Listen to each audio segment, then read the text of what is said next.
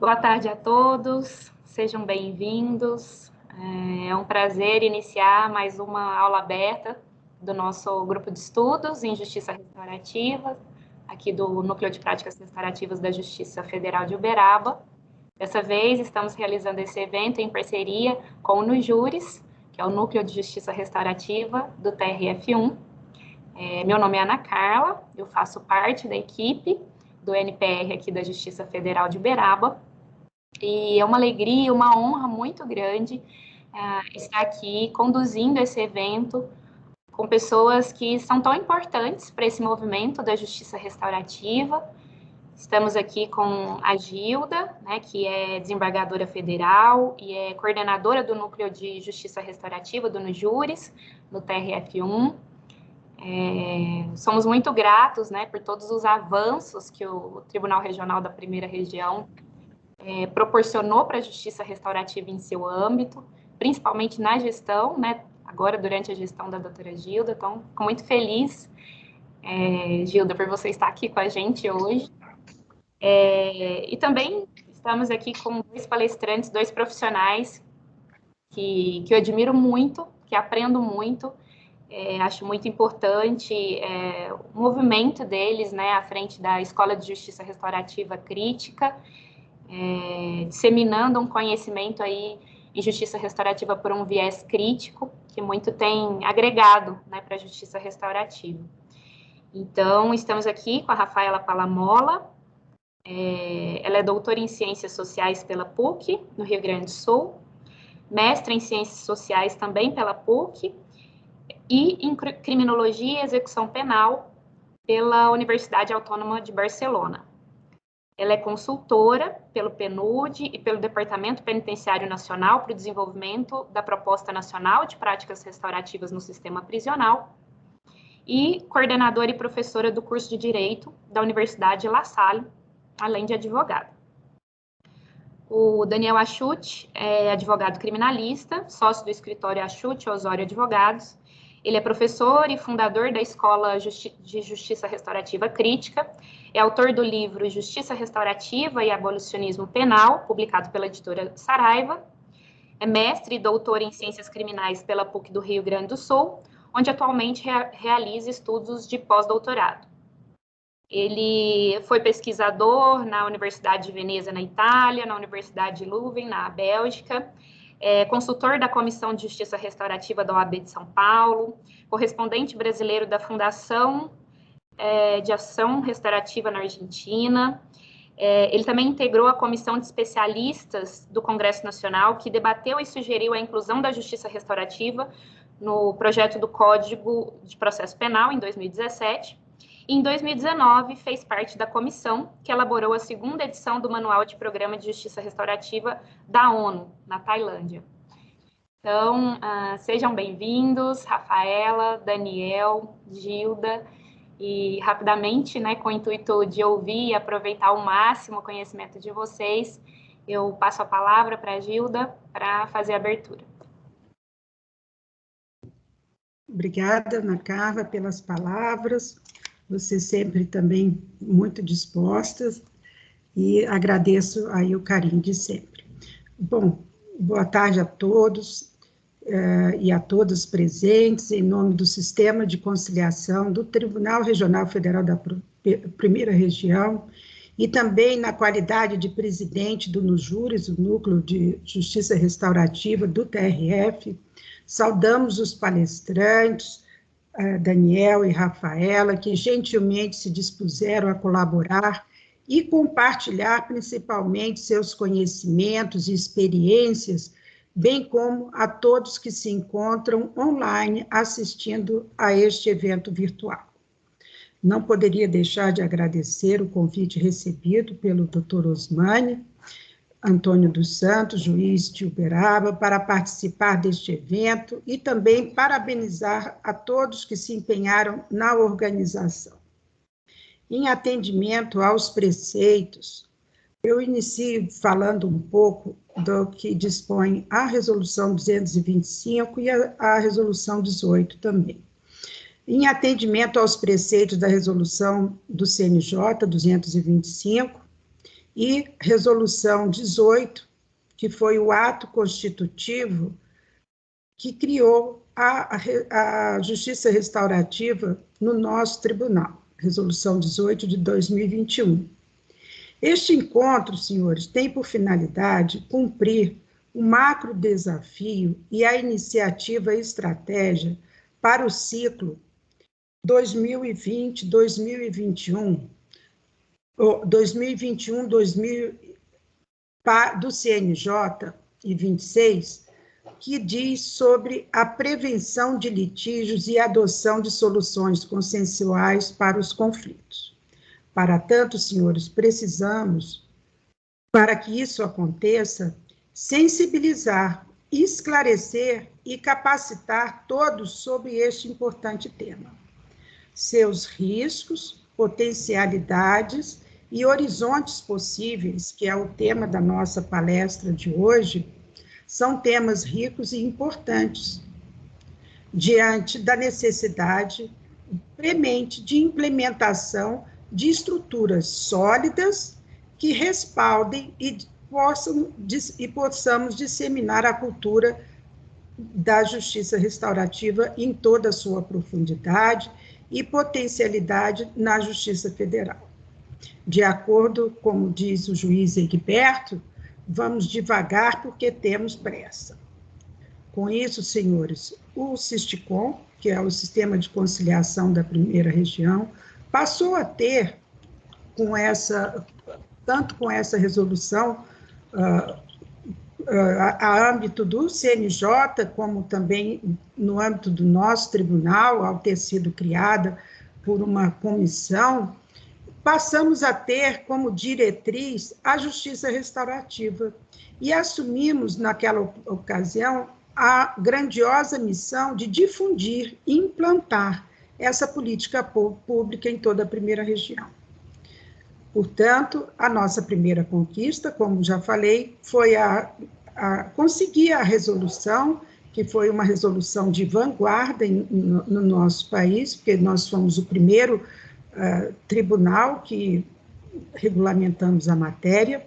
Depois realizamos um curso de capacitação e de orientação também, denominado Um Novo Olhar sobre a Justiça, com a participação de 108 pessoas. Foram convidados não só magistrados, como servidores, membros do Ministério Público, Defensoria Pública, OAB, várias pessoas participaram, e a nossa preocupação principal foi capacitar, transmitir a essas pessoas os primeiros conhecimentos acerca dessa nova política pública, justiça restaurativa. Aqui, agora, já caminhando dentro desse processo de implementação e implantação da justiça restaurativa, estamos concluindo o curso de formação em facilitadores. Pretendemos ainda, senhores, no próximo ano, dar seguimento a outros cursos de facilitadores, pois somente com os facilitadores é que teremos a oportunidade de dar seguimento e implantar definitivamente a justiça restaurativa agora nos 14 estados da federação que compõem o TRF1. Aproveito a oportunidade para convidar a todos aqueles que tiverem interesse em colaborar, pois precisamos de parceiros e para se alcançar a efetividade, necessário fortalecer as relações e ter um bom diálogo interinstitucional.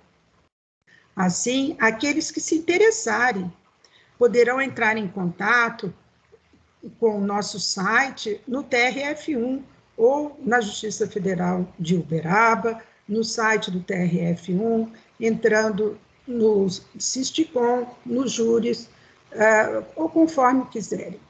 Agradeceríamos muito a participação de todos, porque, conforme todos sabemos, a justiça restaurativa ela foi criada para a comunidade, com a comunidade e pela comunidade. Então, a justiça restaurativa é da comunidade, de toda a sociedade, ela não pertence ao Poder Judiciário efetivamente.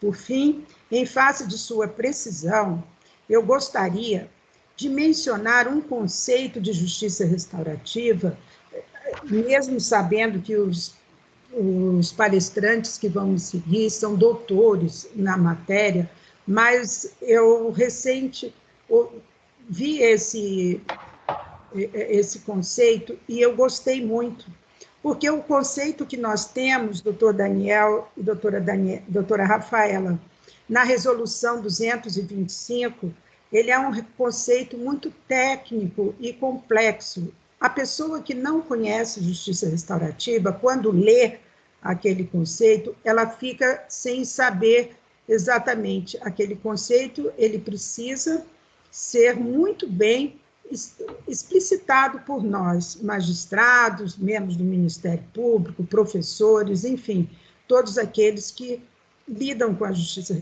restaurativa. E o conceito que eu vou ler é do professor João Salmo, quando ele diz o seguinte: justiça restaurativa é um conjunto de princípios, valores e práticas que nos permite, por meio de participação, engajamento e deliberação, construir coletivamente a justiça. Eu acho esse conceito muito bom. Ele é pequeno, mas ele ilustra perfeitamente o que vem a ser. Embora eu complementaria também construir coletivamente a justiça através da corresponsabilização e reparação do dano, né? E se nós ficarmos aqui, nós vamos ainda elastecer por muito esse conceito. Mas eu acho que, em princípio, a meu ver, depois vou ter a oportunidade de ver o livro do Dr. Daniel, e tenho certeza que lá também teremos outros conceitos, mas o conceito de justiça restaurativa, cada livro que você vê, você pode achar sobre um mesmo ângulo. Portanto, senhores, o que eu gostaria, a mensagem que eu gostaria de dizer é o seguinte: acerca dos princípios, recente fizemos um curso a respeito de gestão e implantação da justiça restaurativa, e todos os participantes, os palestrantes que falaram, eles falaram uma coisa em comum: devemos estar sempre, nós temos que ter um guia, uma bússola. E hoje, eu conversando com o doutor Osmani, disse: bússola é coisa do passado, Osmani, nós temos que dizer que o nosso GPS na justiça restaurativa tem que ser os princípios e os valores. Portanto, senhores, acerca dos princípios, eu gostaria de sugerir que vocês fizessem uma prática que eu fiz recente, agora, quando estava fazendo o meu curso. Eu não sei se eu vou conseguir ver, acho que não. Eu peguei uma folha de papel e fui anotando os princípios: voluntariedade, horizontalidade, confidencialidade, e fui anotando. Cada aula que eu assistia, aparecia um princípio novo. Eu disse: bom, isso aqui vai ser a minha bússola, segundo Harold Zer. E por aqui fui. Peguei minha folha e fui escrevendo, Então, eu deixo aqui essa sugestão para aqueles que gostam. Se você não quiser escrever numa folha de papel, escreva no seu computador, e você vai ver que daqui a um tempo vocês vão lembrar de mim e dizer: nossa, Gilda, mas quantos princípios nós já achamos! E a cada vez que estudamos justiça restaurativa, mais princípios aparecerão. Esta é a beleza da justiça restaurativa, né? Essa infinitude de princípios e regras enfim, tudo aquilo que cabe dentro da justiça restaurativa. Portanto, senhores, eu gostaria também de incentivar a plateia digital a assistir às palestras, pois tenho certeza que terão informações preciosas, tendências e novidades em relação a esta nova cultura, e com toda certeza sairão engrandecidos deste evento. Meu muito obrigado, tudo de bom. Muito obrigada, doutora Gilda, pelas palavras, e gostaria, então, de abrir para o Daniel e para a Rafaela, na ordem que eles acharem melhor, né, para a gente dialogar um pouco, então, sobre esse tema que proposto, né, aberturas legais para o uso da justiça restaurativa na Justiça Federal, riscos, potencialidades e horizontes possíveis.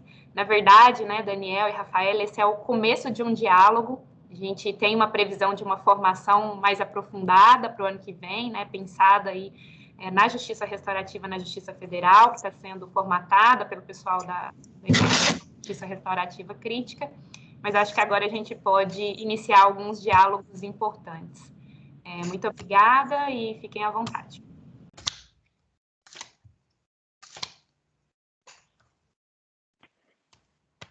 Obrigada pela receptividade. Nós havíamos combinado, Daniel e eu, que eu começaria, então acho que podemos seguir, né, Daniel, esse planejamento. Então, primeiro agradeço ao convite, né, pessoalmente feito pela Ana Carla, e agradeço a acolhida da desembargadora Gilda, também do juiz Osmani, e a audiência que está nos acompanhando aqui, que eu espero que não seja apenas uma audiência, mas sim um grupo com o qual a gente possa trocar bastante durante as nossas apresentações. Inicialmente, eu gostaria também de parabenizar a iniciativa, né, do TRF da primeira região por se aventurar nessa temática, né, que justiça restaurativa, como disse a desembargadora Gilda, é exatamente isso, né? A gente ir anotando e constituindo o que entendemos por justiça restaurativa, e por isso é uma aventura, né? Porque a gente não consegue achar o que é justiça restaurativa em algum livro, né? Isso não está pronto. Então, esse exercício é realmente muito interessante, ele tem muito a ver com essa temática, né? Com a necessidade que nós temos de fazer esse percurso mesmo, de compreensão do que é a justiça restaurativa. Então, eu cumprimento o tribunal por fazer isso, né, porque é uma temática que, efetivamente, apesar de estar aí circulando no país há alguns anos, ela ainda é nova, né? É uma temática que não tem regulação legal, então, que para nós que atuamos no âmbito jurídico efetivamente desafiador, né, trabalhar com isso, nós que estamos acostumados aos códigos, mas eu tenho certeza que a trajetória levará o tribunal a colher excelentes frutos, né, possivelmente já num futuro muito próximo, que é o que a gente tem observado de outros tribunais, né, de outros espaços institucionais e não institucionais que resolveram trabalhar com a justiça restaurativa. Eu preparei uma apresentação, eu não sei se eu consigo, esqueci de consultar antes da gente começar, eu vou tentar aqui projetar. Acho que consegue sim, Rafaela. Vamos ver.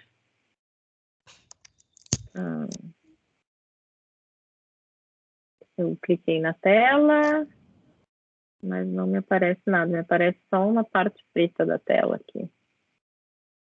Não sei se eu estou com essa ferramenta habilitada. Numa setinha para cima de compartilhar conteúdo? Isso aí. Cliquei nela. Deixa eu ver aqui, peraí se eu consigo. Porque às vezes... Às vezes, Rafaela, você pode mandar para a Ana Carla, no e-mail dela, não, Ana Carla? Ó, eu mudei aqui, acho que eu coloquei você como administradora, vê se você consegue agora, Rafaela. Vamos ver. Agora me fechou a opção aqui. Mas eu preciso estar como apresentadora ou organizadora, algo assim, para poder... Se não funcionar, não tem problema. Eu sigo a sala, mas... Se quiser me mandar também, eu não sei se a Stephanie consegue fazer isso, que é quem é fera informática aqui. Mas para mim não aparece... Não, eu acho que não precisa. Engraçado que agora desabilitou o comando. Aparece aqui só organizadores e apresentadores conseguem compartilhar. Tornar um apresentador. Vamos lá, peraí. Daniel. Tornar um apresentador. Pronto. Vamos ver agora. Agora foi. Vamos ver.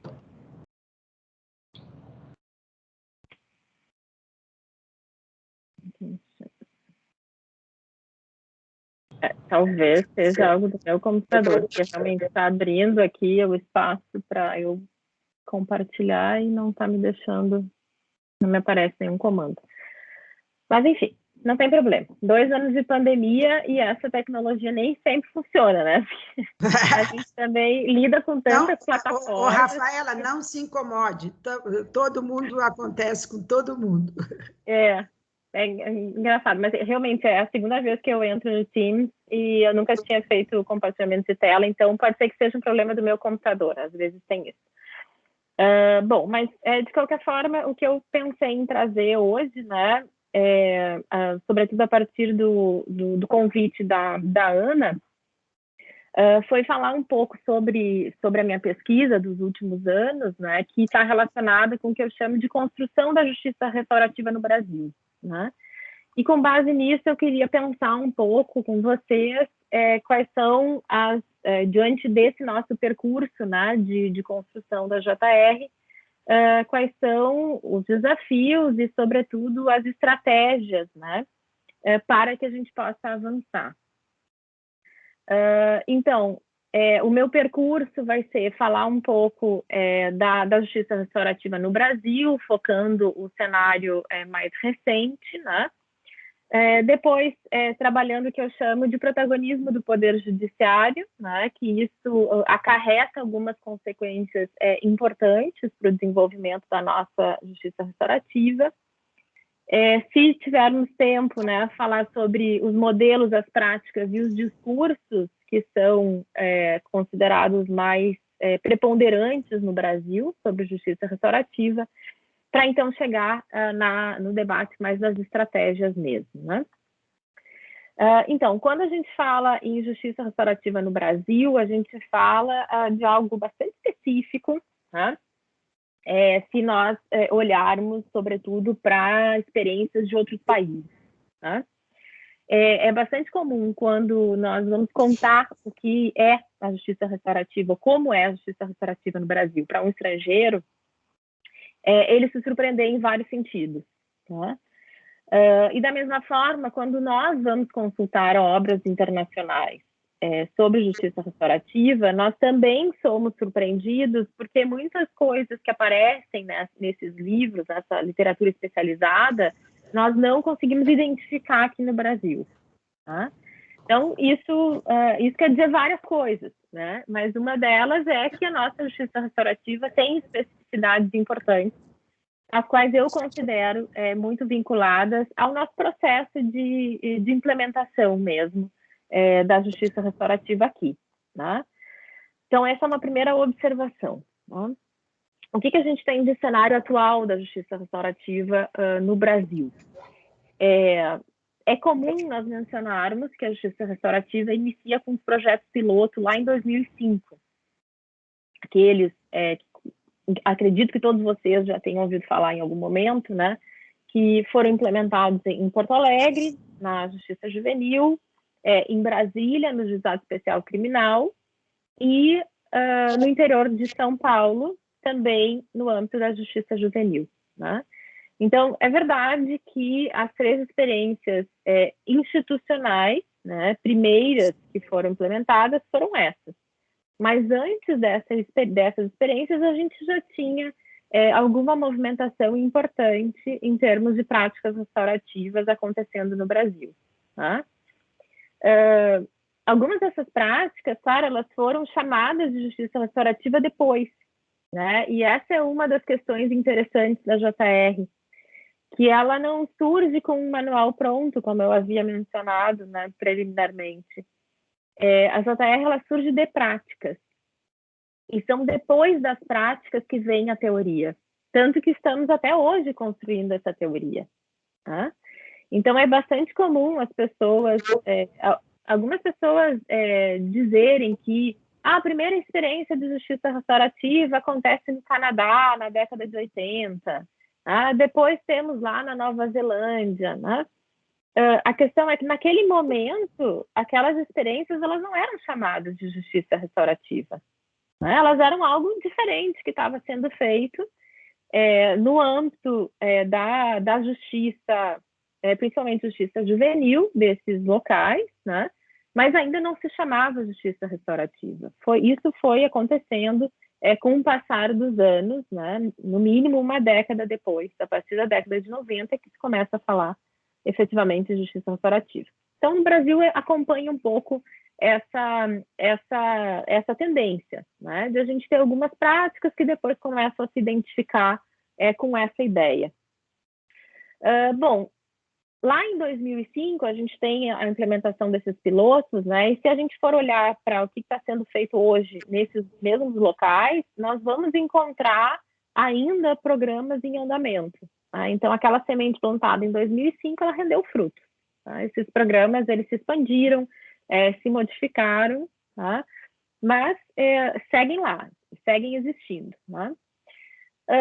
O que aconteceu de importante, me parece, na trajetória da justiça restaurativa no Brasil nos últimos anos? Né? Foi o envolvimento, sobretudo, do Poder Judiciário, né? E, mais recentemente, o envolvimento do Conselho Nacional de Justiça nessa temática. Né? Que não há nenhuma dúvida de que foi uma estratégia efetivamente buscando impulsionar a justiça restaurativa. Né? E uma estratégia que foi mobilizada, né, por conta de nós não conseguirmos desenvolver ou não conseguirmos avançar em outras esferas com a justiça restaurativa. Né? A exemplo da esfera legal. Até hoje não temos uma lei que regule efetivamente a JR. Então, o primeiro impulso que o CNJ dá, que já é por si só bastante interessante, né, foi com a emenda número 1 à resolução 125, lá de 2010, né, que é essa emenda de 2013. E essa resolução, ela fala da mediação. Mas, agora, para resgatar isso, vocês vão precisar, né, acessar uma resolução que já não está mais válida, né? Mas a emenda número 1, ela coloca as práticas restaurativas no âmbito dessa resolução. E depois a emenda número 2 retira, né? Então, o que indica que, claro, a mediação ela se desenvolve antes no Brasil, né, do que a justiça restaurativa. Tanto que nós já temos a mediação incluída, inserida no Código de Processo Civil. Tá? Mas a justiça restaurativa ela tenta se inserir aí nesse processo, né, de institucionalização da mediação, né, porque ela é, como a mediação, uma estratégia, né, de administração consensual de conflitos. Né? Mais adiante, nós temos outro fato super importante para a justiça restaurativa, que é a inserção da JR entre as metas do CNJ. Então, está lá na meta 8 de 2016, né, que os tribunais estaduais deveriam implementar programas de justiça restaurativa. Né? Eu considero essa meta o grande impulsionador, né, da JR nos tribunais. Porque, efetivamente, se a gente vai ler o relatório depois das metas desse ano, que eu estou me referindo, nós vamos encontrar que dos 24 tribunais estaduais, 17 responderam ter programas em andamento de justiça restaurativa. Né?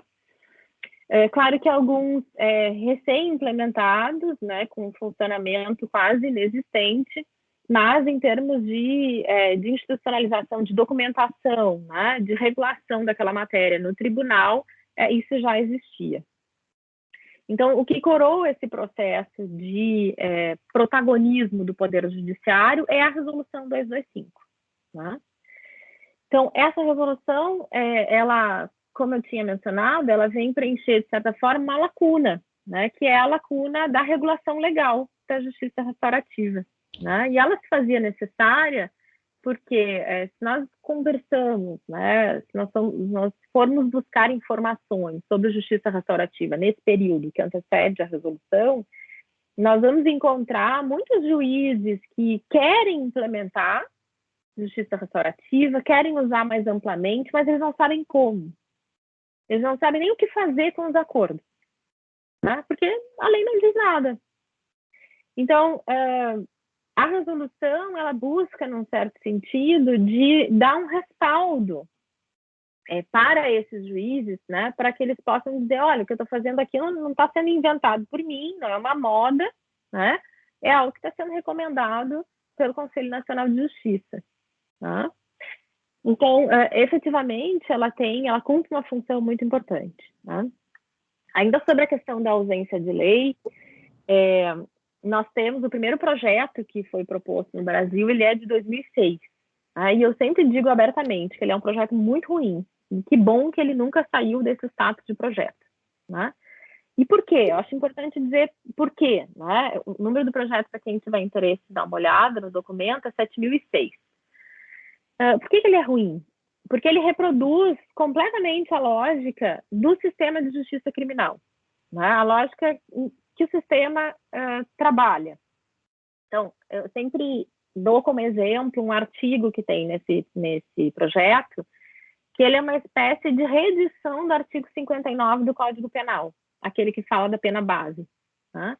Porque ele diz assim, que o caso será enviado para a Justiça Restaurativa nas hipóteses de o delegado de polícia requisitar, o Ministério Público anuir, o juiz decidir que é possível. Com base em quê? Nos antecedentes, na conduta social, no fato do sujeito ser reincidente ou não. Né? Então, inclusive, ele usa as mesmas expressões do artigo 59 do Código Penal para estabelecer os critérios, digamos assim, de envio dos casos à justiça restaurativa. Tá? E o ponto também que é importante desse artigo, né, que para mim sintetiza muito o quanto nós estávamos, o quanto nós não entendíamos justiça restaurativa naquela altura, é que se pergunta para todos os envolvidos, né, para todos os atores institucionais que estão envolvidos com aquele caso, se é possível ou não enviar o caso para a justiça restaurativa. Né? Mas desaparece ali, né, um dos princípios mais importantes da justiça restaurativa, que é justamente o protagonismo das partes. Né? Quem deveria, afinal, decidir sobre se quer que o seu caso seja encaminhado para um programa de justiça restaurativa são os diretamente envolvidos. Né? Então, perdoe-me, mas o Ministério Público, o juiz, o delegado e o advogado, eles não devem ter poder de decisão nesse sentido. Né? Quem que pode, então, fazer algum filtro? Quem é habilitado para isso, que é justamente o facilitador. Né? Então, eu já estou dando algum spoiler aí de como podemos avançar, mas isso a gente conversa mais à frente. Então, esse projeto fica como um exemplo do que não pode ser feito em termos legislativos. Tá? Além dele, a gente tem outros em circulação. Né? Nós temos o projeto de lei 8.045 de 2010, que fala do novo CPP, que, de certa forma, foi um pouco esvaziado com a aprovação do pacote anticrime. Né? No âmbito desse projeto, havia um capítulo específico sobre justiça restaurativa, para o qual foi montada uma comissão de especialistas, né, da qual participamos o Daniel e eu, né, além de pessoas de todo o país relacionadas ao Ministério Público, ao Judiciário, organizações não governamentais, advogados, né, era um grupo muito vasto de pessoas que estavam discutindo essa proposta. Inclusive, esse capítulo ele foi retirado, né, do âmbito do CPP e foi autonomizado. Hoje ele é um projeto de lei autônomo que também está lá em discussão. E a gente tem outros, né? É incrível que há 10 anos atrás, se a gente pesquisasse por justiça restaurativa lá na busca de propostas legislativas em trâmite, a gente encontrava 5 ou 6 projetos com referência a essa expressão. Hoje, são inúmeros, né? São mais de 80 que de saída aparecem. Claro que a gente pode fazer algum filtro, né? Mas isso é uma pesquisa também para ser feita ainda, né? Sem dúvida, a gente tem aí no mínimo 20 propostas que vão trabalhar com justiça restaurativa. Bom, mas vamos voltar para a resolução. A resolução é super importante, né? Porque ela estabelece a chamada Política Nacional de Justiça Restaurativa para o Poder Judiciário, né? Ela especializa a matéria, porque, lembrando, antes ela estava lá inserida timidamente na resolução que falava de mediação. Então, essa resolução específica ela é muito importante para dar visibilidade à justiça restaurativa, né? Ela menciona expressamente as resoluções da ONU, né? E daqui destaco a resolução número 2002, né? Resolução 12 de 2002, melhor dizendo, que é a resolução que fala sobre os princípios básicos, né, da então chamada mediação penal, né, dos programas de mediação penal, justiça restaurativa, que é a resolução que a gente usa até hoje para falar de princípios de justiça restaurativa. Ela é muito útil ainda.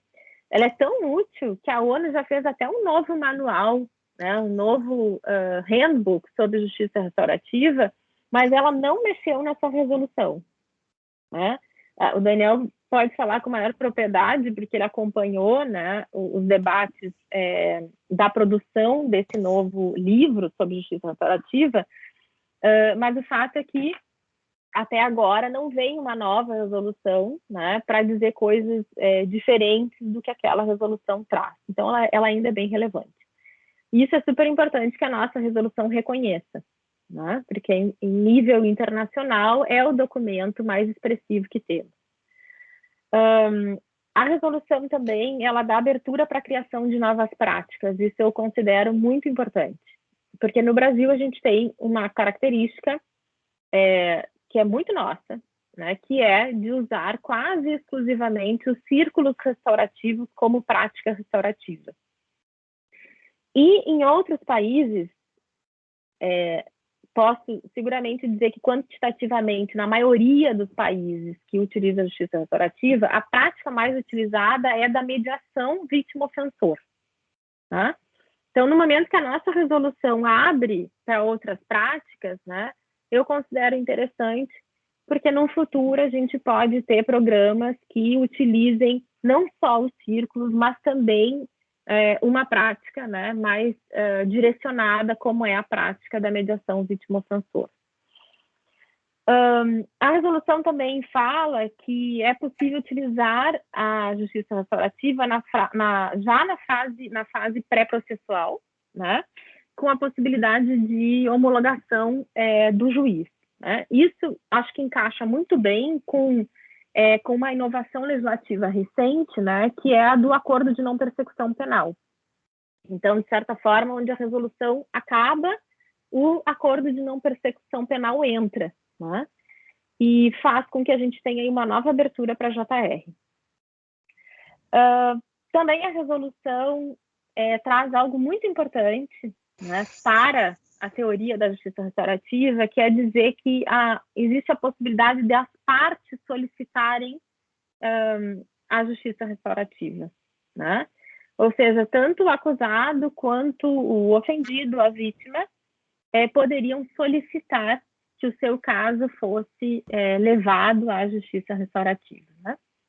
Isso está muito alinhado com as últimas digamos, regulações, sobretudo no nível europeu, né, supranacional, aquelas regulações lá da União Europeia, sobre justiça restaurativa, né? A ideia de que a JR é um direito da vítima.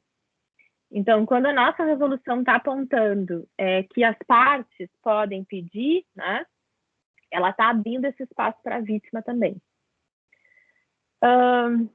Ela veda expressamente o uso da participação no procedimento restaurativo para agravar a pena, né? Então, isso é algo que é muito discutido há décadas no âmbito, né, da justiça restaurativa, né? O quanto é problemático que o processo penal se apropriasse desse acordo para dizer, então, que o sujeito assumiu toda a culpa, né? Se ele participou é porque ele assumiu, e, enfim, e é por isso também que a gente não pode ter uma transcrição daquilo que é dito num processo restaurativo e juntar isso nos autos, tá? Porque o uso que seria feito disso pelas partes processuais seria absolutamente devastador, né? Devastador para tudo aquilo que a justiça restaurativa pretende. A resolução também ela faz menção a parcerias, né? A necessidade de o Poder Judiciário buscar parcerias, né? Leia-se em organizações não governamentais, em universidades, né? Para pensar a justiça restaurativa, implementar a justiça restaurativa e assim por diante. E um ponto negativo que eu destacaria, né, é que a resolução ela deixa escapar o seu enfoque no ofensor, né? Que em determinado momento a resolução ela diz que para ter uma prática restaurativa precisa da participação do ofensor e da vítima quando for possível, né? Então a vítima ela é dispensável num processo restaurativo, né? E isso é algo bastante problemático, né? Bastante,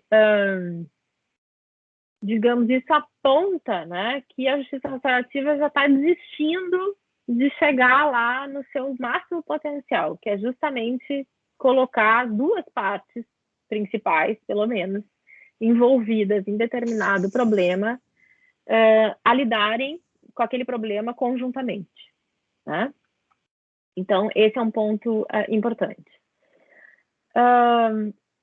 Agora eu queria passar para o próximo ponto, né, que é falar um pouco dessas características da JR no Brasil, né, de ser bastante vinculada ao Poder Judiciário.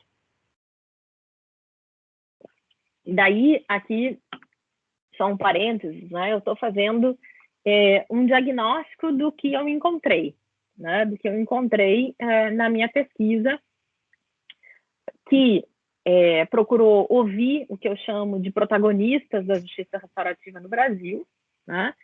E também de uma busca bastante extensa que eu fiz, né, nos sites dos tribunais, em artigos, né, procurando saber um pouco da história mesmo da justiça restaurativa, né? Então, o que a gente tem de características que me parece que são fundamentais para qualquer espaço, institucional ou não, que queira trabalhar com justiça restaurativa, né? Precisam ser levados em consideração. No Brasil, a gente tem programas de justiça restaurativa centrados no Poder Judiciário, né? Desde o ponto de vista do debate, da implementação da justiça restaurativa, né? Isso tudo é feito internamente. Como consequência, a gente tem também, temos várias consequências, né? Mas uma delas é uma baixa articulação com as universidades, né? A gente enxerga pouquíssima cooperação entre Poder Judiciário e universidades, em termos de justiça restaurativa. Daí aqui não estou dizendo que é culpa do Poder Judiciário, né? Mas também a gente tem que pensar por que a universidade não trabalha mais com essa temática, né?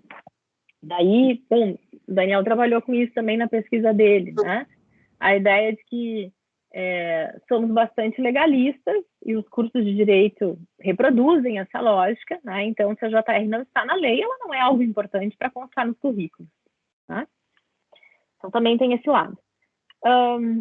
temos uma ausência de avaliação sobre os programas e dificuldade de acesso aos dados, né? Essa é uma questão recorrente que aparece da parte de inúmeros pesquisadores, né, que relatam a dificuldade de acessar dados sobre justiça restaurativa, né? Não só acessar dados, mas também de observar práticas. Uma das formas que a gente tem de fazer pesquisa é olhar como aquilo acontece, né? Então, a gente faz isso com audiências. O CNJ financiou recentemente uma pesquisa muito extensa sobre audiência de custódia, e os pesquisadores, eles acompanharam esses momentos, né? Para poder saber o que era feito naquele ato. Com a justiça restaurativa, isso é praticamente impossível no Brasil, né? Porque existe uma proibição de o pesquisador acompanhar, observar uma prática, tá? E isso faz com que a gente custe, digamos, né, a andar em termos de pesquisa, né, em avançar em como superar problemas. Porque se a gente não consegue acompanhar o que é feito na prática, como que a gente vai contribuir para aquilo melhorar, né? Então, isso dificulta muito.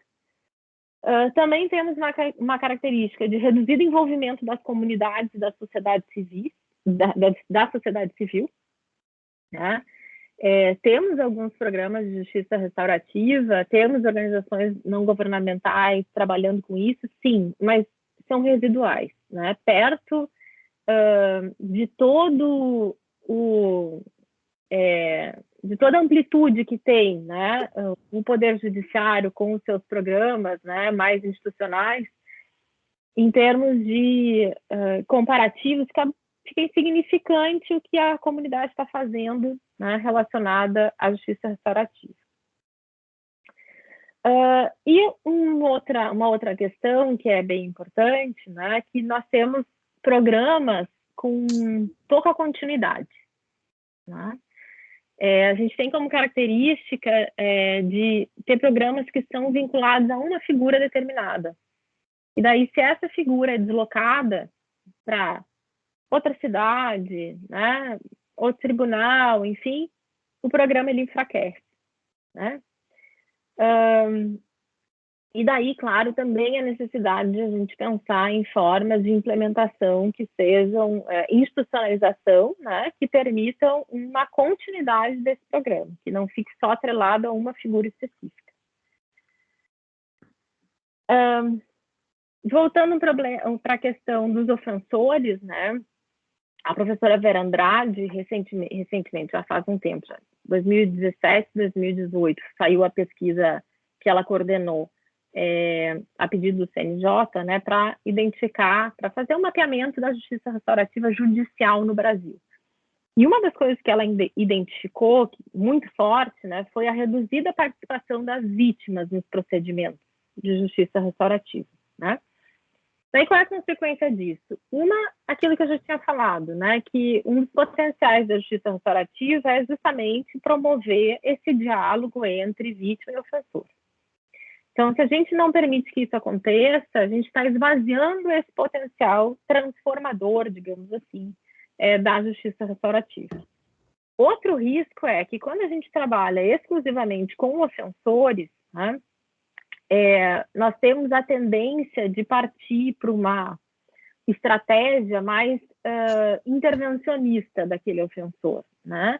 De olhar para aquele sujeito como se o problema daquele conflito, daquele crime, estivesse centrado nele. Né? A criminologia ela chama isso de políticas correcionalistas.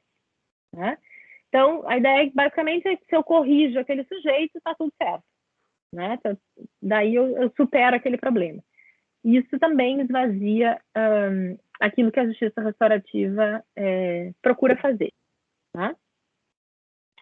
Bom, acho que a gente pode falar um pouquinho, não sei como é que está meu tempo, acho que eu tenho mais talvez 5 minutos, algo assim. Eu vou falar um pouquinho rapidamente do modelo, né, brasileiro de justiça restaurativa. Então, uma parte dele tem a ver com essa centralidade do Poder Judiciário. Outra questão é esse enfraquecimento do protagonismo das partes, né? No sentido de que elas têm pouca voz, tanto no momento de decidirem se querem que o seu caso seja encaminhado para a justiça restaurativa, né? Quanto muitas vezes, durante o processo. Né? Muitas vezes nós temos ali processos restaurativos que são conduzidos, né, por facilitadores que estão enfocados estão mais voltados para essa preocupação de intervenção no ofensor, né, e acabam tendo mais protagonismo do que o próprio sujeito. Né? Então, ao proporem estratégias de ressocialização, né, na justiça juvenil é muito comum a proposta de um plano de ação para aquele adolescente. Né? Então, a parte do diálogo mesmo entre essas pessoas em conflito, ela é muito esvaziada, tá? Em inúmeras práticas.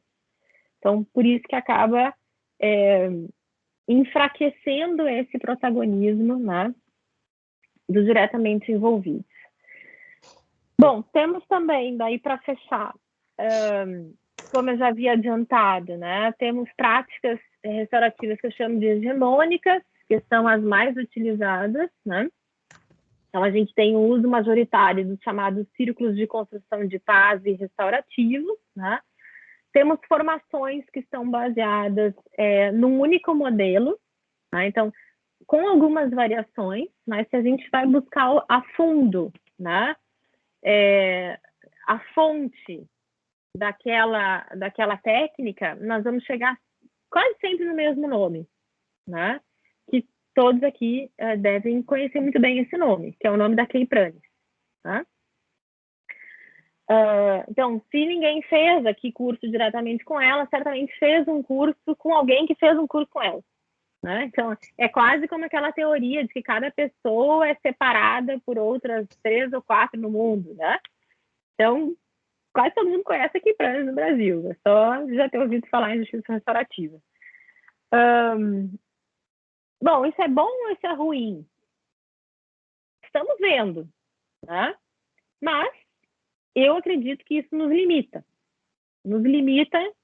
em vários sentidos, né? E um deles é explorar outras possibilidades. Né?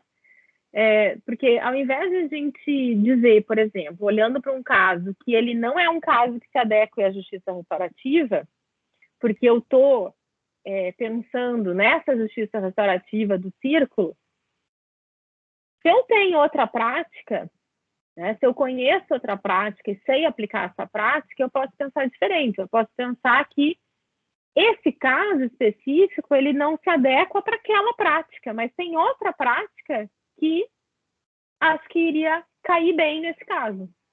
Né? Então, essa é uma das questões problemáticas de a gente trabalhar só com uma prática específica. Né? E daí, bom, talvez alguém possa dizer, tá, mas tu disseste que na Europa usam muito mediação vítima-ofensor, eles só usam mediação vítima-ofensor? Sim, basicamente, só usam mediação vítima-ofensor. Porque na mediação vítima-ofensor, a depender do caso, se traz mais pessoas. Se traz a família dos envolvidos, se traz a tal da comunidade, né? É uma prática que permite mais flexibilidade, maior flexibilidade da parte do facilitador ou do mediador. Algo que, se a gente for olhar para a prática que a gente utiliza aqui no Brasil, às vezes eu me espanto com o engessamento que as pessoas que aplicam essa prática atribuem a essa ferramenta, né? Eu questiono às vezes, tá, mas precisa usar o centro? Precisa ter o bastão da fala, o objeto da palavra, né? O nome vai mudando. E daí eu já ouvi muito de facilitadores me dizer, não, mas se eu tiro o bastão da fala, não é mais justiça restaurativa. Ou assim, me perguntando, mas eu posso fazer isso? Eu disse, gente, vocês não vão se implodir se vocês fizerem isso, né? Não vai vir um alien em cima de vocês, né? abduzir a pessoa ali que está facilitando o círculo, e não, agora você está proibido de usar essa técnica, você violou o manual, né? Então, a gente tem que imaginar mais, né? Nós temos que pensar mais em outras formas de justiça restaurativa. E para fazer isso, nós precisamos avançar, né? Avançar em informação, avançar em conhecer as estratégias locais de administração de conflitos, né? Dos nossos povos nativos, né? Não só se inspirar numa prática aí que vem de povos nativos do Canadá, que são absolutamente distintos dos nossos, né? Então, tem muita coisa ainda que a gente precisa trabalhar em termos de autoconhecimento, digamos assim. E, bom, vou passar para as estratégias para avançar. Vou só citar e daí acho que eu passo a palavra para o Daniel para ele também trabalhar os pontos dele. Uma coisa que é super importante, né? É preciso conferir autonomia aos serviços de justiça restaurativa. Nós não podemos ter serviços de justiça restaurativa que estejam submetidos aos critérios de derivação de um juiz criminal, por exemplo. Tá? Porque nem sempre esse juiz ele vai ter a formação necessária, né, para entender se aquele caso é efetivamente um caso de justiça restaurativa ou não. Então, eu diria assim, que um juiz, na dúvida, ele precisa enviar o caso. Quem vai dizer, então, se esse caso pode ser abordado pela justiça restaurativa, em primeiro lugar, é o facilitador. Porque ele tem condições de falar sobre o programa, né? Sobre o serviço oferecido. Que, inclusive, o caso pode estar apto, mas o programa não estar apto para trabalhar com aquele caso, né? Então, a gente não pode delegar essa decisão ou deixar essa decisão na mão do juiz. Por mais até que o juiz tenha alguma formação, né, em justiça restaurativa, é o facilitador que tem condições de avaliar, né? E, claro, sobretudo, as pessoas envolvidas, né? Porque eu posso ter uma derivação para a justiça restaurativa e as pessoas não toparem participar. Tá? Outro ponto importante para avançar, desenvolver estratégias para envolver as vítimas nos processos restaurativos. Né? Eu sei que eu estou falando aqui para Justiça Federal. Né? A gente já conversou muito, eu e o Daniel, com algumas pessoas da Justiça Federal aqui do TRF da 4ª Região, né? E a atenção era sempre essa. Bom, mas quem é a vítima para nós aqui? Quem são essas pessoas? Né? E, bom, isso passa também por essa busca, né? Por essa reflexão de quem são as vítimas destes crimes que o direito penal diz não ter vítima, ou diz que a vítima é o Estado. Né? Então, a justiça restaurativa ela vai desafiar nesse nível, vai desafiar de nós procurarmos as vítimas concretas, né? Porque elas existem. Depois, mais uma estratégia, né? Que agora eu só menciono porque eu já discorri sobre ela. Diversificar as práticas. Acho que isso é fundamental. Investir em formação continuada. Né? De facilitadores, de juízes, enfim, algo que já vem sendo feito em muitos estados. Estabelecer os critérios de encaminhamento dos casos, tá? De acordo com as possibilidades do programa, tá? E pensando na necessidade de separar lógicas, lógica da justiça restaurativa e lógica da justiça criminal. O que eu preciso evitar quando se trata de ter sistemas comunicantes, né, entre JR e sistema de justiça criminal, é que haja uma contaminação da justiça criminal, né, na justiça restaurativa. Isso é muito fácil de acontecer, porque a tendência é que a gente sempre aplique a lógica que aplicamos diariamente. Né? Então, é muito fácil a gente escorregar para uma prática punitivista, né? Para uma prática que é comum na justiça criminal quando a gente está trabalhando com justiça restaurativa. construir espaços de diálogo permanente entre os atores envolvidos. Né? A gente, há muitos anos atrás, a gente trouxe pela primeira vez para o Brasil, o Daniel e eu, o professor Ivan Artsen, que é um professor belga, que agora já veio várias vezes, né? Talvez vários de vocês já tenham assistido alguma palestra dele. E ele falou, isso eu acho que faz uns 10 anos, praticamente, que eles tinham lá um comitê gestor da justiça restaurativa, né? E esse comitê gestor era formado, basicamente, por um representante da magistratura, do Ministério Público, da defensoria deles lá, né? Pela organização não governamental que fazia as práticas, enfim, todo mundo que estava envolvido com o JR participava desse comitê, né? E ele, inclusive, era, na ocasião, ele era o coordenador do comitê, como um pesquisador da universidade que se dedicava exclusivamente a isso, né, à justiça restaurativa. E aquilo ali foi uma coisa inédita para nós. Tá? E desde então, a gente sempre fala nisso.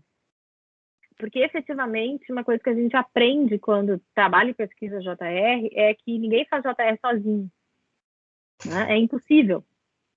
É impossível eu decidir estabelecer um programa de justiça restaurativa e dizer que eu não vou conversar com ninguém, vou implementar meu programa sozinho. Eu não vou a lugar nenhum. Né?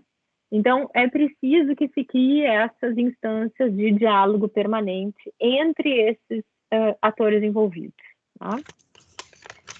E uma das missões, né, desse grupo seria, inclusive, identificar espaços no sistema legal atual para utilizar a justiça restaurativa, né? Então, quando essa identificação ela é feita a partir de um diálogo, né, a partir de um consenso, a implementação disso é muito mais prática, porque não tem ninguém impondo nada, né? Então, eu consigo ter o aceite desses envolvidos, né, previamente. Assim, eu evito recursos necessários, né? Eu evito que determinado juiz ou promotor não goste da proposta, enfim, tem uma série de sabores aí que a gente pode evitar com isso, né? E uma forma que alguns estados já estão encontrando para fazer isso são termos de cooperação, né? Interinstitucionais, né? Para estabelecer alguns parâmetros, né? E eu não vejo problema começar a estabelecer parâmetros delimitando casos. Né? Então, vamos trabalhar com este tipo de crime. Perfeito. Eu vou preparar meu programa para isso, né? Eu vou preparar os atores envolvidos para essas situações e assim eu vou construindo. Né? Então, trabalho é o que não falta. Né? Mas também a gente já tem alguns caminhos, né? E acredito que, por meio do diálogo, nós possamos conseguir avançar bastante, né, daqui para frente. Obrigada, gente, pela atenção.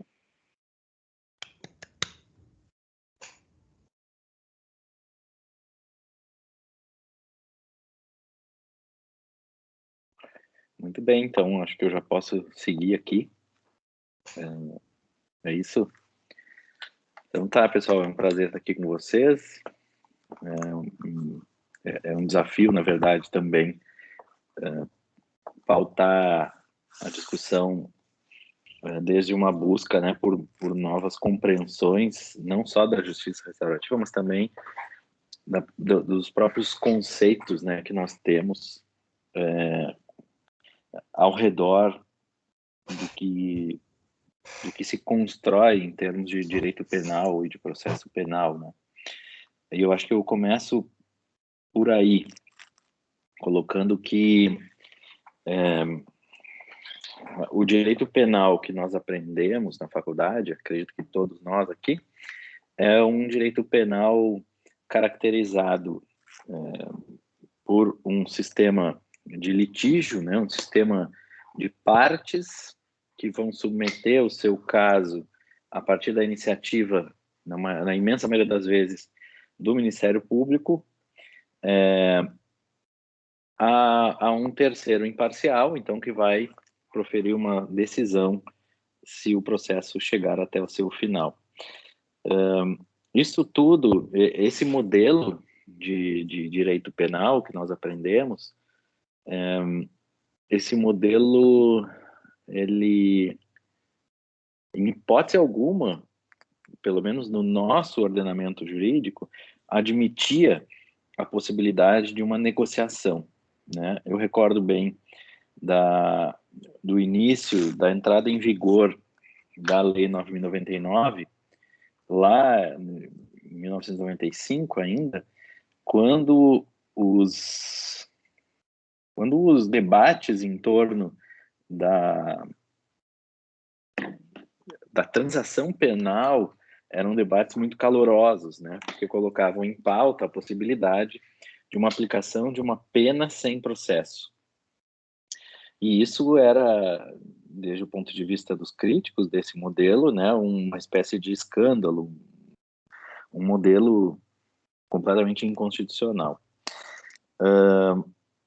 Por outro lado, em paralelo a essas críticas, também haviam outros pesquisadores que diziam que era justamente isso que o direito penal precisava, de espaços de diálogo, de espaços de consenso, em que fosse possível deliberar como resolver aquele caso sem precisar recorrer a esse sistema tradicional do processo.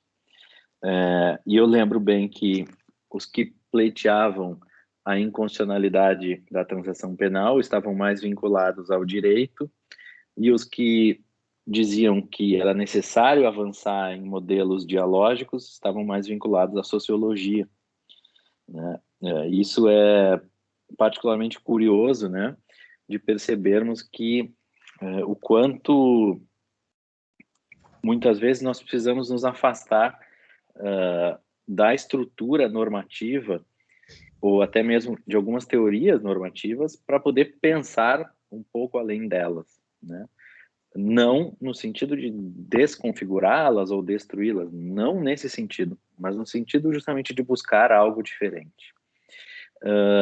E isso está muito claro, né, em uma série de trabalhos do Álvaro Pires, um brasileiro radicado no Canadá, quando ele aponta que muitas vezes uma reforma substancial do direito penal é bloqueada exatamente pelos princípios penais, né, que já colocam o direito penal em um patamar de solução para os casos mais graves, né, em um patamar de única possibilidade de resolução dos casos mais graves, né? E especialmente hoje, né, nos últimos 10 dias, temos visto exatamente aqui no Rio Grande do Sul, em Porto Alegre, um grande exemplo, né, de aplicação do direito penal, em um caso extremamente doloroso, uma grande tragédia, que foi o caso da Boate Kiss, né, que já está no seu 10º dia de julgamento, e todo mundo percebe que ali o sofrimento é a pauta, né, é o que conduz os encontros, o que mostra, talvez, que esse caso deveria ser uma espécie de ponto de não retorno, né? Daqui a gente não pode mais passar. Esse é o nosso limite. O nosso sistema é insuficiente, né? O direito penal e o direito como um todo não estão prontos para lidar com as grandes tragédias humanas. E isso está muito evidente a partir desse julgamento que está sendo transmitido pelo YouTube. Mas é o direito penal que a gente aprendeu na faculdade. É um direito penal que nos coloca categorias, né, que nos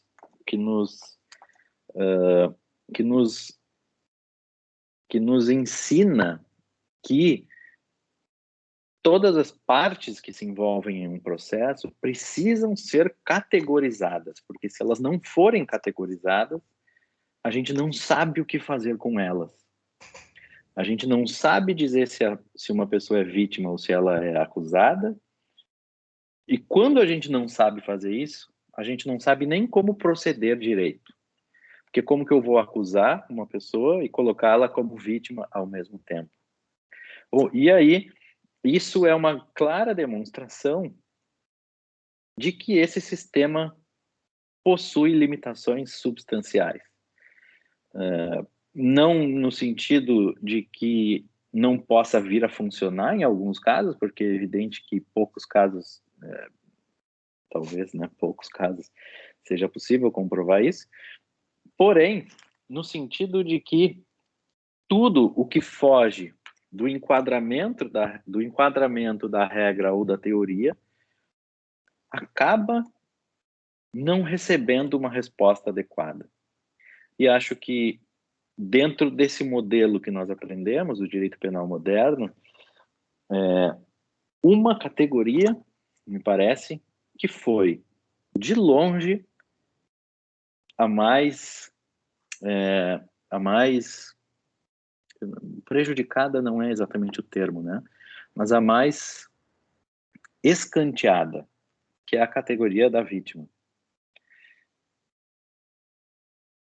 Porque o direito penal moderno, como todos sabemos, né, surge em um contexto de reação ao poder absoluto, né, de monarcas que queriam exercer o seu poder a seu bel prazer, como bem queriam, a depender do seu humor, e fazia todo o sentido que fosse assim, com limites ao poder de punir. Tanto é que o clássico livro do Beccaria, né, dos Delitos e das Penas, até hoje, primeiro, não se sabe se é um livro propriamente do Beccaria ou se ele escreveu com os irmãos Ferri. E segundo, o Beccaria, quando publicou, se é que fez isso sozinho, publicou de forma anônima, porque senão, obviamente, algum rei iria matá-lo. Então vejam que, nesse contexto, é evidente que faz sentido esse tipo de sistema. E qual é a releitura que a gente deve fazer disso hoje? De que, obviamente, ainda faz sentido.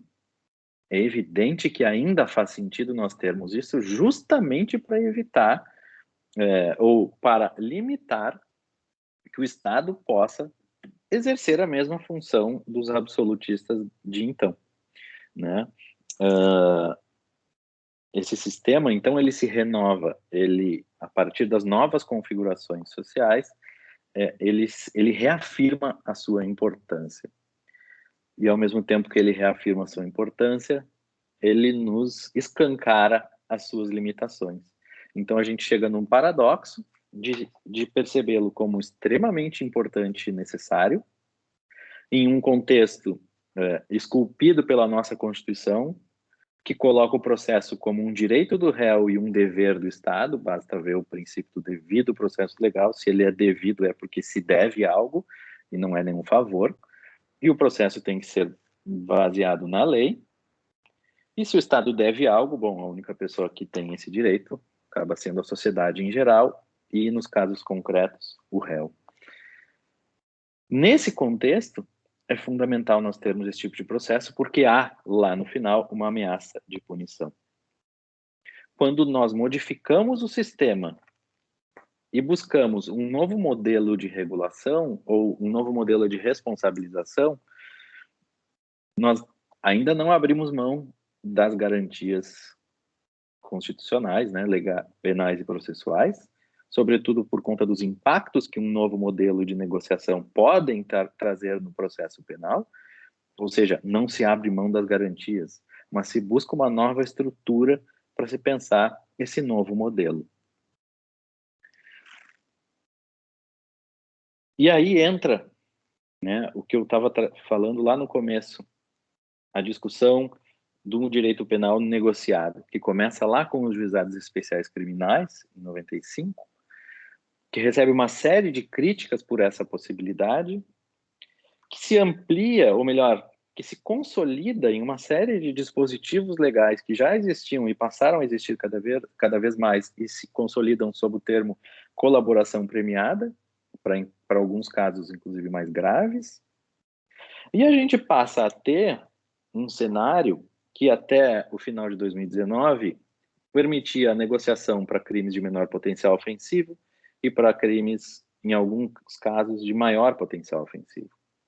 E nós tínhamos no meio uma lacuna gigantesca que seguia a mesma estrutura de sempre do direito do processo penal, né, do processo tradicional, que foi preenchido, de uma certa forma, pelo Acordo de Não Persecução Penal, que abarcou essa lacuna dos crimes, podemos dizer, de médio potencial ofensivo, cuja pena mínima não pode passar, tem que ser menor do que 4 anos. O que significa que a metamorfose do direito penal, não do direito penal, mas da justiça criminal, aí está. Nós já estamos no futuro. Nós já não estamos mais no presente daquela justiça criminal tradicional, mas de uma justiça criminal que convive com processos de litígio de um lado, um sistema mais tradicional possível, mais comum, e por outro, uma grande estrutura de um direito penal negocial, que vai desde os crimes de menor potencial ofensivo no Juizado Especial Criminal, de médio potencial ofensivo via acordo de não persecução penal, e ainda, em alguns crimes específicos, na maioria deles um pouco mais graves, com colaboração premiada e, inclusive, acordos de leniência. Esse direito penal, quem já estava formado a partir de 2019, já precisa voltar a estudar. Nós não podemos mais dar andamento aos nossos trabalhos desconsiderando essa nova realidade. Essa nova realidade nos impõe que a gente se aproprie desses mecanismos de negociação na esfera penal que antes sequer eram cogitados, basta ler, sobretudo a doutrina daquela época, né, a partir de até 95. Inclusive, a partir de 95, com as críticas ao Juizado Especial Criminal. O que eu quero dizer com tudo isso? Né? Eu quero dizer com tudo isso que, na verdade, talvez, doutora Gilda, uma das grandes dificuldades para compreensão e conhecimento das pessoas em relação à justiça restaurativa seja justamente pelo fato de que nós nos formamos a partir desse paradigma. O nosso paradigma, e eu lembro bem porque eu falava isso nas minhas aulas, quando eu comecei a lecionar lá em 2005, 2006, os alunos me perguntavam, mas professor, tá, tudo bem, entendi essa história aí das garantias, mas e a vítima? Onde é que fica a vítima? E a minha resposta era sempre a mesma. Aqui não é lugar para a gente discutir vítima. O direito penal e o processo penal não foram feitos para a vítima. Ah, mas como assim? Então o que a vítima faz? Eu disse, cara, não sei. Procura um psicólogo, uma psicóloga, bate na porta do Ministério Público, vê se tem alguma coisa lá, mas aqui não é o lugar. E a minha perspectiva, que ainda é, digamos assim, não mudou radicalmente, porque eu acho seria muito presunçoso da minha parte dizer que eu não sou mais um garantista penal, não teria essa petulância, sobretudo em relação à obra do Luiz Ferraioli, né, que é uma obra-prima, na verdade, mas que, como toda obra humana, tem seus limites, né, e alguns pontos da obra, me parece que há uma falta de evidência empírica para sustentar algumas ideias, como, por exemplo, de que toda vítima quer se vingar se tiver essa possibilidade. E aí as pesquisas de vitimologia, que não fazem parte da nossa formação enquanto juristas, nos mostram justamente que pelo menos 50% das vítimas não quer se vingar. E esse é o ponto que eu queria chegar. Se nós fomos formados a partir do paradigma tradicional de direito penal, que é necessariamente reocêntrico, e faz todo sentido que seja reocêntrico, lá quando foi pensado, e hoje, quando está sendo aplicado ainda pelos tribunais, não é culpa de ninguém que nós tenhamos dificuldades de pensar em novos modelos. E aí o Álvaro Pires foi brilhante em demonstrar, a gente não consegue avançar por conta da própria estrutura, o direito penal, a forma como ele se estruturou, que é muito importante, ela mesma funciona como um bloqueio para reformas importantes no direito penal. A grande consequência de nós termos esse foco no réu, esse sistema réu-cêntrico, que bota o réu como um centro de gravidade do sistema, é que nós também seguimos com o conceito tradicional de vítima, que é um conceito que a gente sobre o qual a gente não se debruça, porque não é algo que faz parte do nosso dia a dia. É algo completamente alheio, algo com o que a gente não se preocupa.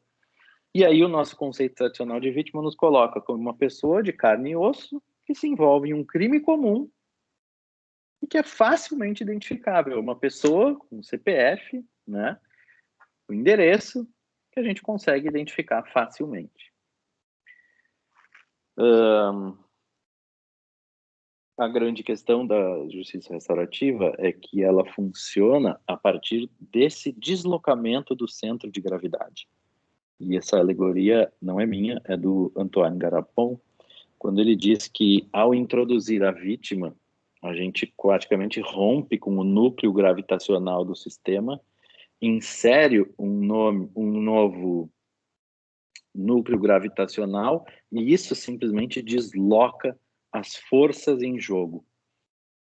Vejam que é mais ou menos como se o Sol se dividisse em dois. A gente teria um sistema solar binário, né, chamado pelos astrônomos de binário, em que uma estrela exerce a força sobre a outra, nenhuma se sobrepõe à outra, e elas é que vão criar um grande campo gravitacional.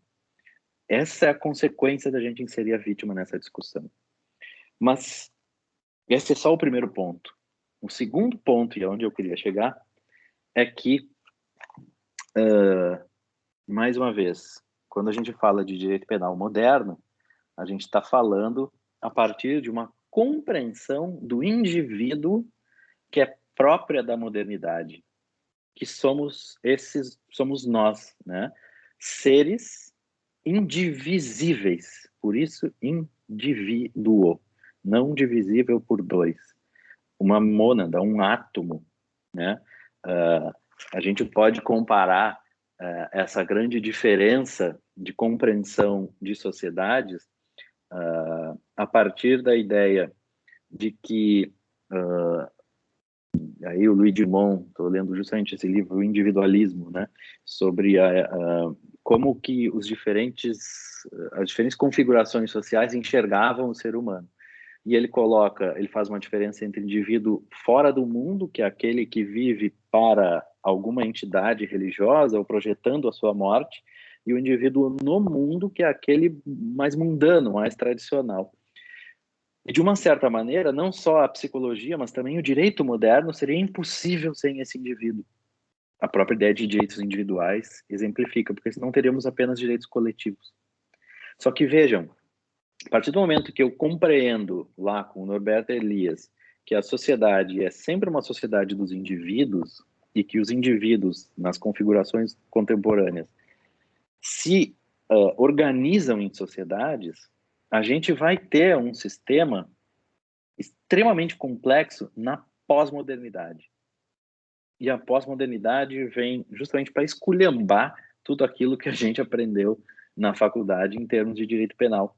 Porque a pós-modernidade vai romper com os conceitos tradicionais que nós estávamos acostumados. Segundo Bauman, vai tornar a sociedade muito mais líquida no sentido das suas próprias relações. E se nós pensarmos em termos de barreiras, inclusive, nada mais pós-moderno do que isso que nós estamos usando aqui. Todo mundo na sua casa ou nos seus trabalhos, em diferentes lugares do Brasil, e todos reunidos em tempo real. Né? Vejam que a própria ideia de fronteira, né, ela fica mitigada nessa perspectiva. E como que isso impacta nos nossos sistemas de responsabilização? Eu acho que vocês, muito mais do que eu, têm condições de responder essa pergunta, justamente por conta das suas atividades na Justiça Federal, que tem lá a sua competência muito específica dentro do nosso sistema. Explicar essa divisão de competência para um estrangeiro é uma tarefa hercúlea. Não, aqui, esse tribunal aqui julga só crimes contra a União. Esse aqui são os crimes comuns. Tá, mas se for eleitoral, vai para lá. Se for militar, vai para cá. Explicar para aluno já é um parto. Para estrangeiro, então, é uma tarefa quase impossível. Agora, isso significa por si só que, por conta das particularidades da Justiça Federal, não seja possível trabalhar com a justiça restaurativa? Não, acho que muito pelo contrário. Me parece, e acho que a gente já tinha até conversado sobre isso em outra ocasião, né, Ana? O doutor Osmani, inclusive, estava junto. Foi uma reunião que nós fizemos, na verdade, não foi uma atividade. Que se nós vivemos um momento diferente, com configurações sociais diferentes, com competências específicas para determinados tipos de crimes, na verdade, a Justiça Federal ela é a comprovação da limitação do direito penal moderno, justamente porque não trabalha com aquele conceito tradicional de crime, trabalha com um conceito completamente diferente, né, de vitimização coletiva, né, e aí se nós pensarmos que todas as vezes a vítima é sempre a União, nós esvaziamos o conteúdo de vitimização que esses delitos trazem consigo, né? Que é uma grande discussão que temos na justiça restaurativa. Como fazer a aplicação da justiça restaurativa nesse tipo de crime? E aí, por isso, talvez, muitos estrangeiros sejam de olho justamente na Justiça Federal brasileira, porque só lida com esse tipo de caso. E quais são as dificuldades? As dificuldades são que o nosso direito penal, vejam só a importância de um domínio teórico do direito penal para podermos pensar a justiça restaurativa. Porque o nosso direito penal não está preparado para lidar com esse tipo de caso, nas suas concepções clássicas, tanto é que se vocês pegam qualquer manual mais antigo, os exemplos são sempre os mesmos, né? Caio, Neve, aquela coisa bastante abstrata, assim. A gente precisa projetar um novo modelo de justiça restaurativa. E aí vocês têm a faca e o queijo na mão para colocar isso em prática. Ah, mas não existe, ninguém fez. Bom, sejam bem-vindos. Sintam-se incentivados a fazê-lo pela primeira vez. Ou como diria o professor Ivo, just do it. Como que se faz isso? Eis a grande questão. Se eu tivesse a resposta, vocês tenham certeza que eu já teria publicado um livro, o livro já estaria esgotado, eu estaria ganhando bastante direitos autorais e provavelmente não estaria aqui trabalhando no escritório logo depois do nosso encontro, né, em um prazo que eu tenho para hoje. De qualquer forma, nada se constrói sozinho, tudo se constrói de maneira coletiva e talvez o mais importante, com base no aprendizado. Como fazer, então, para a gente trabalhar com um sistema em que eu, muitas vezes, não consigo identificar uma vítima de carne e osso, ou que, muitas vezes, eu vou ter várias vítimas de carne e osso, e que eu tenho que, necessariamente, diferenciar quem são vítimas diretas e vítimas indiretas. A justiça restaurativa é um modelo que foi pensado para colocar pessoas frente a frente para deliberar. Eu gosto muito da perspectiva que a doutora Gilda trouxe de simplificação, de um contato mais próximo, né, com o fenômeno, né, com as coisas, se afastando um pouco daquelas linguagens um pouco mais rebuscadas, né, que poucas pessoas acabam entendendo. Então, me parece que essa definição do João Salme ela é bem apropriada para isso, para que nós possamos justamente pensar nessa perspectiva. Quem são as nossas vítimas? É sempre o Estado. Ok, é evidente que é sempre o Estado. Mas como vítima direta. E as vítimas indiretas, quem são? Será que eu não tenho uma pessoa que eu consiga identificar como uma vítima indireta? Isso fazendo essa diferenciação. Porque eu não necessariamente preciso trabalhar com essa diferenciação. Eu posso trabalhar simplesmente com o conceito de vítimas, né? E essa diferenciação, ela apenas vai trazer novas categorias e, eventualmente, pode até complicar um pouco esse tipo de compreensão. Agora, a ideia de que a justiça restaurativa não pode trabalhar com o que a gente pode chamar, inclusive, de vítimas ou de violência corporativa, né, de vítimas das grandes corporações, ou mesmo com vítimas difusas, me parece uma perspectiva de justiça restaurativa já superada, já existem experiências que demonstram que sim, é possível trabalhar com justiça restaurativa em casos de vitimização difusa, em casos de vítimas de violência corporativa. Muito bem. O ponto fulcral aqui me parece o como fazer. E aí é que me parece que a gente ainda está na construção, em busca de uma construção de um modelo de JR que o admita, que o compreenda, que faça se perceber que quando se afetam bens jurídicos coletivos, certamente haverá ofensas, né, resultados diretos em pessoas concretas. Mesmo que essas pessoas concretas, e aqui eu me valho da doutrina, possam ser, inclusive, pessoas jurídicas. Por que não? A compreensão, então, passa por entender que a vítima difusa, seja ela afetada direta ou indiretamente, ela vai nos permitir superar essa identificação da vítima como um sujeito diretamente afetado, mas principalmente a partir da noção de pessoa prejudicada, de pessoa afetada pelo delito. E essas são as perguntas que muitas vezes a gente encontra na doutrina. Se um dano não reconhecido juridicamente pode ou não se incluir na categoria de vitimização, é possível que essas vítimas difusas estejam representadas como parte de um processo restaurativo, se elas sequer seriam parte de um processo tradicional? Será que eu não corro um risco enorme aqui de criar uma ampliação da rede de controle penal? Talvez eu corra. Mas, por outro lado, aí está a importância da independência, ou não independência, né? Porque acho que a independência é um pouco distante, mas da autonomia dos núcleos de justiça restaurativa. A autonomia é fundamental. Um núcleo de justiça restaurativa deve ter seu funcionamento próprio, conforme a metodologia e os princípios da JR.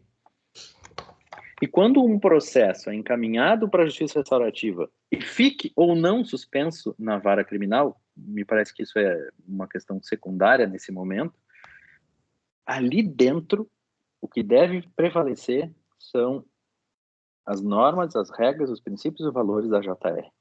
Quando esse processo retorna para a vara, ou ele já segue na vara, é claro que lá ele vai seguir a metodologia do direito do sistema tradicional, né? E aí a discussão, mas pode a autoridade judiciária homologar um acordo restaurativo, ou pior, não homologar, se o processo está na vara criminal? Me parece que ali a autonomia da autoridade judiciária deve ser respeitada, né? O que não significa a invalidação do acordo restaurativo produzido lá naquele núcleo que satisfez o interesse, possivelmente satisfez o interesse daquelas partes. Vejam, a dificuldade maior para mim parece conciliar esses dois sistemas, né? E essa é uma discussão de anos, né? Tem um monte de livros publicados sobre isso. As aberturas, e aí para fazer justiça ao ao título do nosso encontro, né? Acho que as aberturas legais para a gente aplicar a restaurativa são interessantes já, pelo menos de partida, né? Com arrependimento posterior, lá no artigo 16 do Código Penal, pode reduzir a pena se a iniciativa do réu for toda antes da denúncia. E mesmo após a denúncia, a gente tem lá o natimorto, artigo 66, né, atenuante genérica pouco utilizada, que poderia muito bem ser utilizado como atenuante.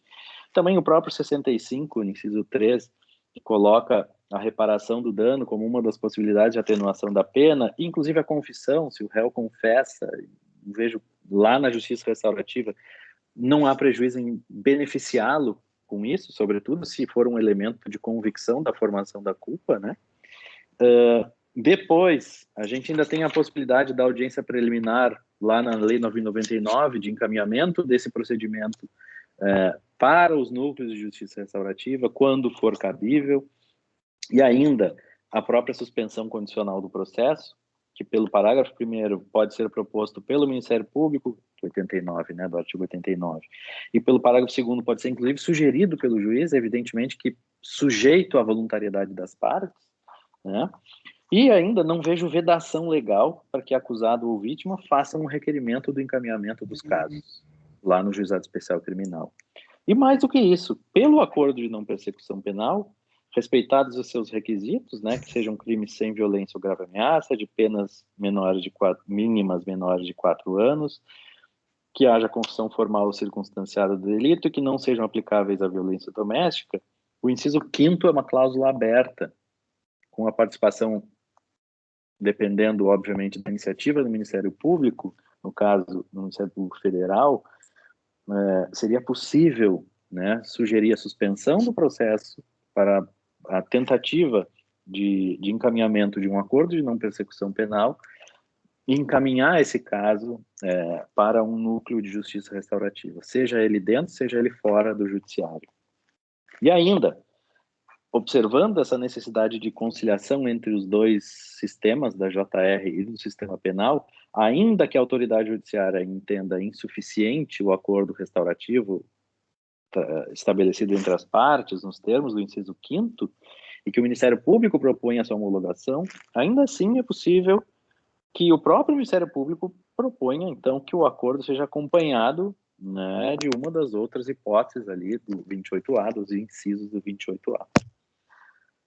Mas isso tudo para colocar, e aí talvez seja o ponto fulcral aqui para nós, que a construção da justiça restaurativa na Justiça Federal me parece que ganha um capítulo adicional ao trazer a problemática da vítima difusa, da vítima coletiva, e que, ao mesmo tempo, e de novo, mais um paradoxo, né, exatamente por causa disso, traz para a Justiça Federal uma possibilidade fantástica de trazer para os procedimentos de justiça restaurativa justamente as vítimas que jamais seriam trazidas para colocar as suas perspectivas em jogo. E qual é o grande, me parece aqui, o grande ganho que a Justiça Federal tem em relação à estadual nesse ponto? E aí uma vantagem da competência limitada aos crimes contra a União, que a Justiça Federal, nesse contexto, pode, se quiser, se tiver, digamos, uma inclinação nesse sentido, pode trazer aquele elemento mais difícil de trazer para a justiça restaurativa, talvez o de mais difícil conceituação, que é a comunidade. Seja lá o que isso venha a significar, né? Tem pessoas que escrevem teses enormes sobre isso, como, por exemplo, a Fernanda Rosenblatt escreveu o melhor trabalho sobre esse tema. Seja lá o que a gente vai identificar como isso, porque muitas vezes, inclusive, a comunidade, ela acaba, de uma certa forma, englobando essas vítimas difusas. Quer dizer, é possível trazer uma vítima diretamente identificada com aquele caso, mas também uma vítima não diretamente afetada, mas que teve um reflexo na sua vida, que acabou tendo um reflexo daquela conduta, seja, né, de crimes praticados por pessoas físicas ou jurídicas, no sentido de crimes ambientais, mas seja também, por exemplo, de crimes de colarinho branco, né? Essas pessoas, então, podem ser identificadas para participar da resolução desse caso. Ah, mas isso é extremamente difícil de fazer. Sim, claro, tudo é difícil.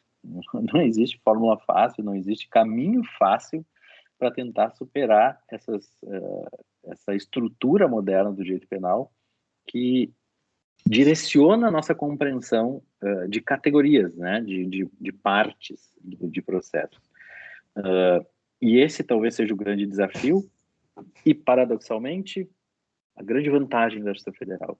Ao se forçar a fazer esse contato com a comunidade ou com a sociedade mais em geral, na busca da identificação dessas partes, dessas vítimas diretas e indiretas, talvez, quem sabe, a Justiça Federal tenha aí uma grande possibilidade de trazer a sociedade, a comunidade para discutir aquele caso e, quem sabe, impactar o encaminhamento e a decisão final lá do processo penal, que em muitos casos pode, inclusive, ter o seu chegar até o seu final, né?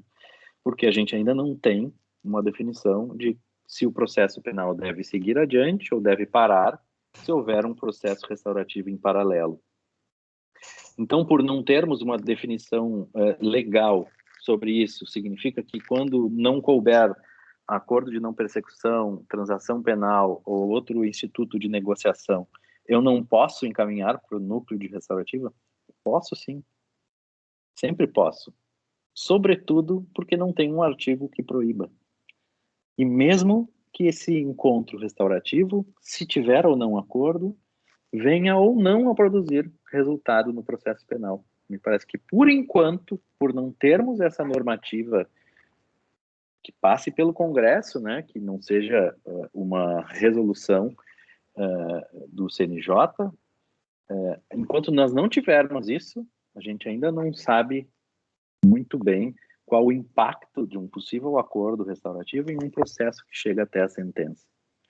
Mas também, como eu disse antes, não tem nenhum impeditivo legal para encaminhar esse caso, quando identificarmos as vítimas, e que também, na própria sentença, a denúncia, a sentença venha com o reconhecimento desse procedimento, via uma das atenuantes que eu mencionei antes, especialmente a do artigo 66. Desde a minha concepção, isso pode, inclusive, aumentar o índice de confiança social no sistema judiciário. Porque a gente sabe, né? Um dos grandes problemas da justiça é justamente, na esfera penal, é esse afastamento, é esse não contato com as vítimas. A vítima, historicamente, é a parte mais afastada do conflito, do processo, propriamente dito, e isso certamente impacta na forma como as pessoas percebem o sistema de justiça. E à medida que as vítimas passem a ser atendidas, né, passem a ser ouvidas, e muitas vezes é só isso que as vítimas querem, ser ouvidas, a Justiça Federal me parece que tem aí a faca e o queijo na mão, como a gente diz aqui no Sul, não sei como é que em Minas deve ser a mesma coisa, né? Até porque os queijos de vocês eu tenho achado muito melhores do que os nossos. Vocês têm então a faca e o queijo na mão para fazer uma experiência. E aí, se Uberaba está se constituindo aí numa república que está, né, diferenciada em um sentido oposto, né, da punição e tudo mais, uma república mais restaurativa, vocês podem ter aí um grande piloto, inclusive de avaliação desses procedimentos, de avaliação de como as pessoas estão enxergando isso, de como as vítimas estão enxergando isso, né? E se realmente gera aqueles resultados que a gente tanto espera, né, em termos de percepção, não só da vítima, mas também, por consequência, dos próprios ofensores, sejam pessoas jurídicas, sejam pessoas físicas, né? Então, eu acho que eu vou encerrar por aqui, já deixando o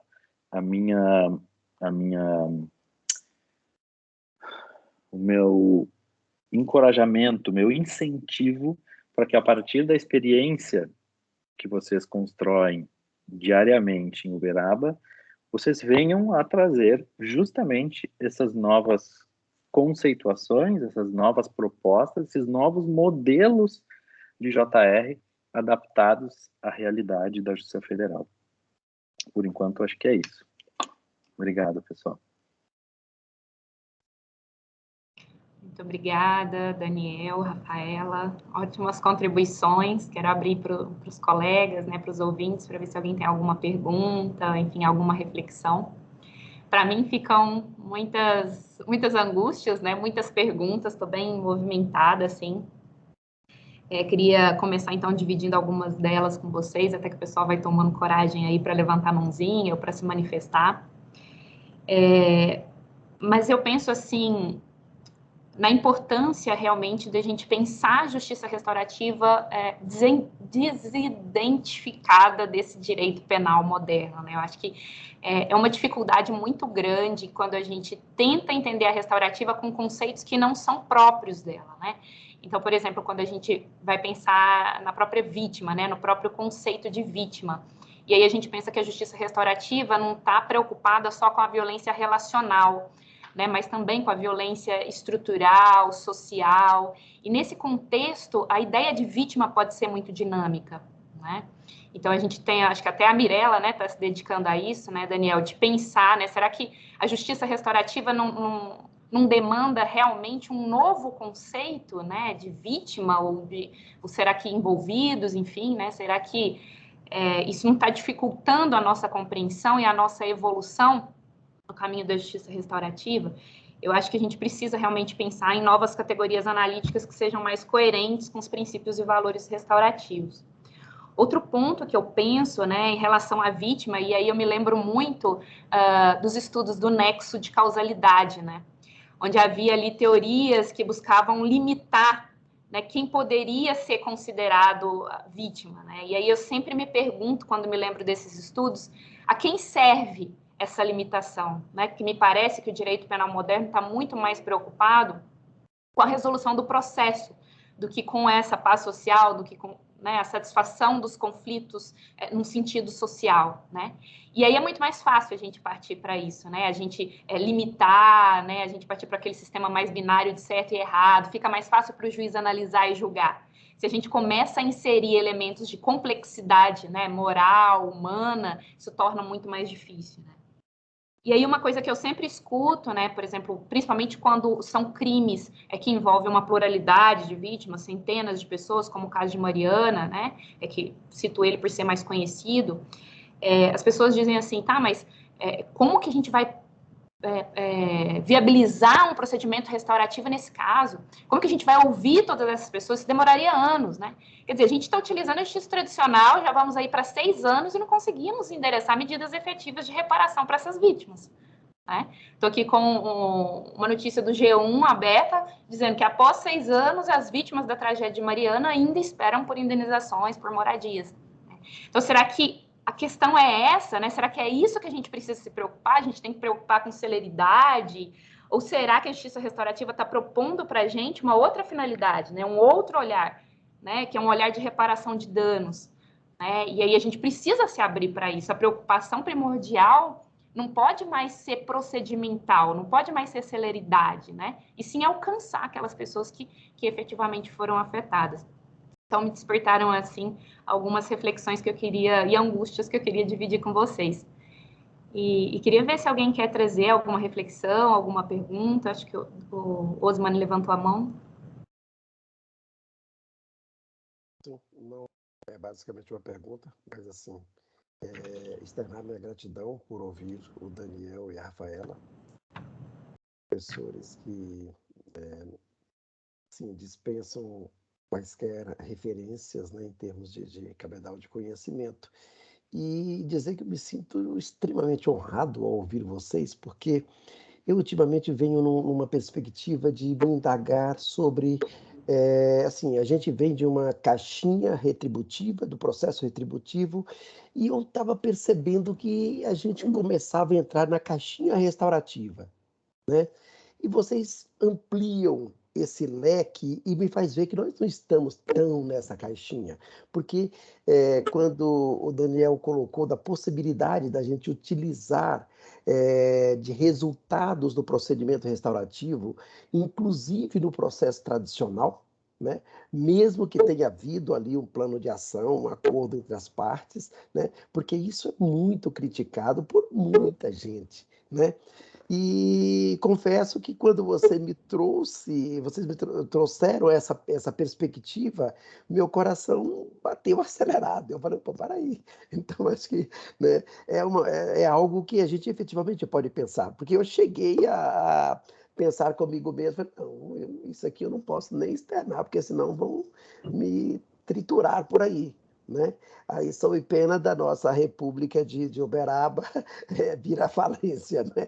Entendeu? Mas, assim, quando vocês trazem essa perspectiva, isso me enche muitos olhos, porque eu sempre tenho dito aqui que quando um processo vai para a justiça, para o procedimento restaurativo, mesmo que um plano de ação não é construído, não haja uma autorresponsabilização por uma circunstância ou outra qualquer, mas essas pessoas, no caso, o ofensor principalmente, ele chega no processo tradicional, ele retorna ao processo tradicional, ou chega, quando é o caso de ANPP, com uma outra perspectiva do processo. Ele é uma outra pessoa, né?